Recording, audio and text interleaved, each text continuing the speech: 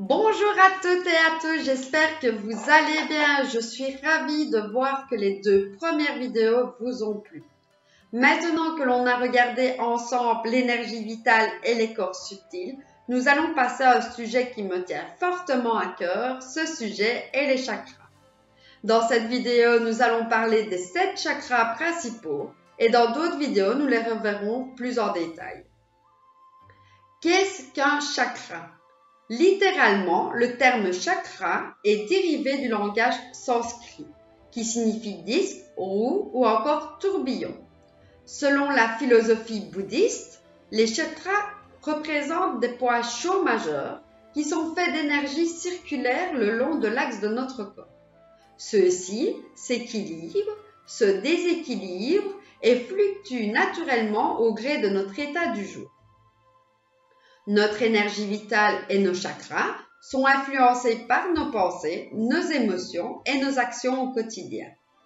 Les chakras agissent comme des portes pour centraliser et faire circuler notre énergie vitale à travers les méridiens qui sont les canaux interconnectés par lesquels circule cette énergie.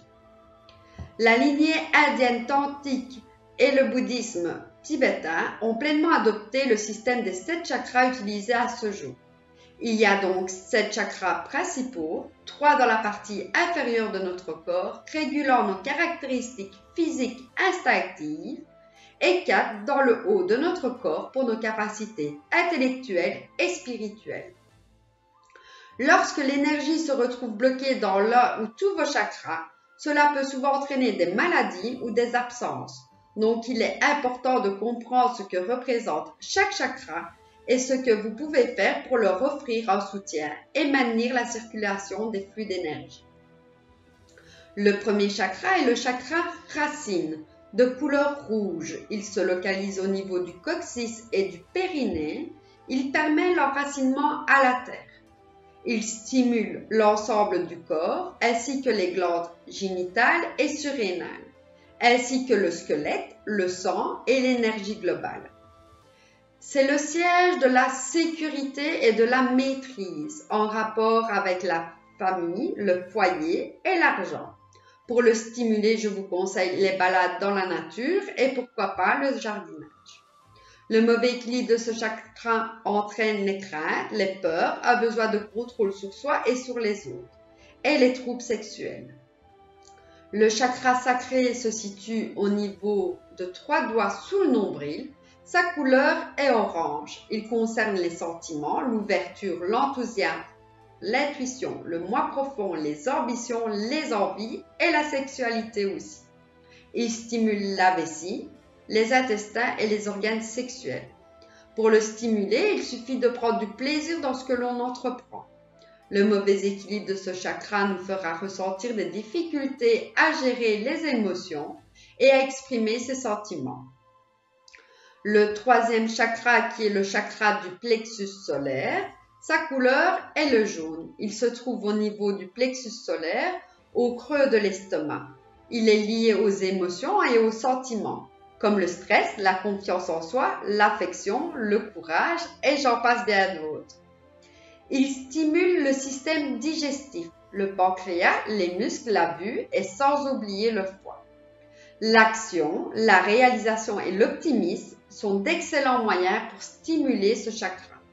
Quand il y a un mauvais équilibre, il nous fait ressentir les difficultés à faire et à se mettre dans l'action sans se soucier du regard des autres. Le chakra du cœur, la localisation se trouve au centre de la poitrine et sa couleur est verte. C'est le point de vie et le siège de l'instinct émotionnel. Il stimule les poumons, le système lymphatique et le système cardiaque. Pour le stimuler, il suffit d'aimer et de donner. Le mauvais équilibre du chakra du cœur va nous donner des difficultés à donner et à recevoir. L'indifférence et la dépression sont des signes courants du déséquilibre de ce chakra. Le 5e chakra est le chakra de la gorge.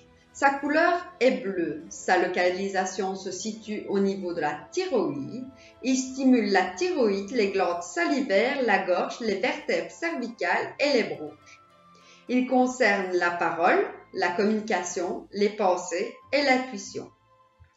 La communication, le chant ou la prise de parole en public est une des meilleures solutions pour stimuler ce chakra.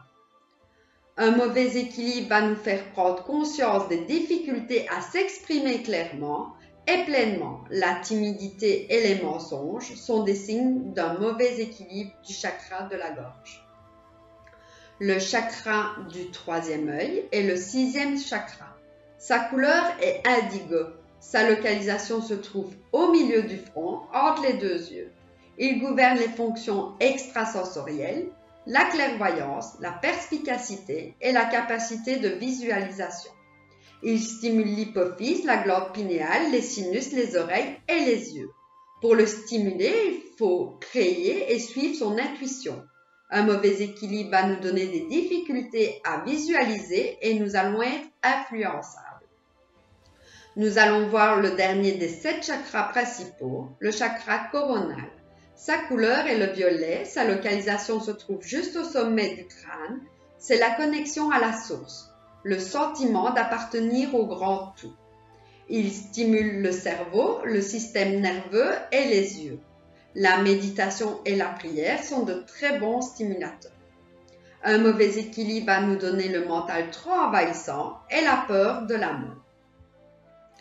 La médecine holistique considère de façon globale corps et esprit et non organe par organe comme le fait la médecine allopathique. Il faudra donc travailler avec ces chakras dans tout traitement de maladie. Lorsque la maladie est présente, il faut en rechercher la cause afin d'équilibrer le chakra ou les chakras qui sont liés à ce déséquilibre. Pour un bon équilibre physique et émotionnel, et pour que ces fameux chakras soient équilibrés du mieux possible, il faut avant tout bien travailler sur ses émotions et être à l'écoute de son corps. Est-ce la peine également de rajouter que le corps physique devra être alimenté avec des aliments sains qui permettront d'avoir une bonne énergie physique et diminuer tout déséquilibre? Vous devez également travailler sur vos pensées. Vous ne pouvez pas empêcher une pensée d'arriver, mais vous pouvez la gérer afin que vos émotions soient en majorité positives. Cela afin d'aider les chakras à se purifier. Vous serez alors en bonne disposition pour retrouver ou garder votre bonne santé physique et mentale. Si vous avez des questions, je reste à votre disposition à l'univers d'Angélique pour y répondre. Je vous fais de très gros bisous. Portez-vous bien. À bientôt.